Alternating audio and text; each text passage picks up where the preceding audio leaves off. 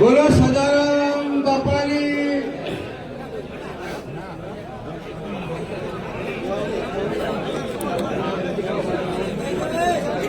ત્રણ જિલ્લાના સમાજના સૌ વરિષ્ઠ આગેવાનો અને ત્રણ જિલ્લામાંથી પધારેલ ક્ષત્રિય ઠાકોર સમાજના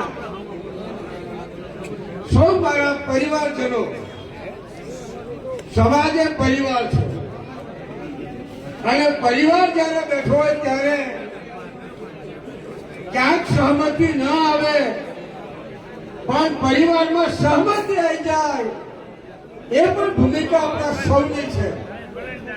આજે પટેલભાઈએ ફરીથી ઉભા થઈને કહ્યું, બીજી વાર માફી માંગી અને આ દંડમાં કઈ ઘટતું હોય તો દંડ વધાર્યો તો પણ હું ભોગવવા તૈયાર છું એવી બગલભાઈએ વાત કરી છે. ત્યારે 3 દિવસ પહેલા ડીસા તાલુકાના જાબડિયા ગામે બંધારણનો જે ભંગ થયો હતો એ ભંગ બદલ જે નિર્ણય લેવામાં આવ્યો હતો એમાં આગેવાનો સાથે ચર્ચા વિચારણા કરતા મને વાત મૂકવાની મંજૂરી મળી છે.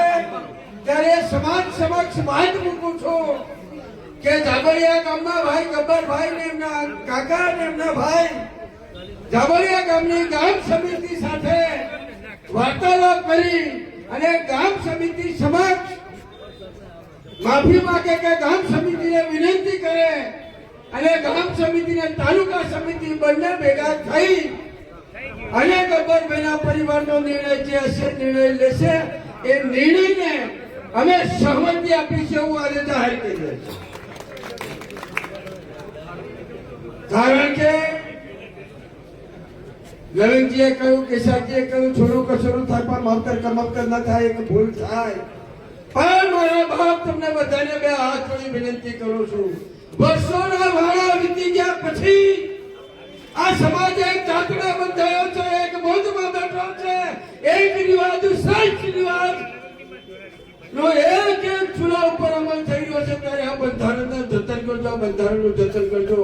આનો લાભ આજે નહીં મળે, કાલે નહીં મળે, પણ આવનારા 5 કે 10 વર્ષની અંદર આ સમાજને એટલો બધો લાભ મળશે કે નહીં આપણે કોઈએ કલ્પના નહીં કરી હોય.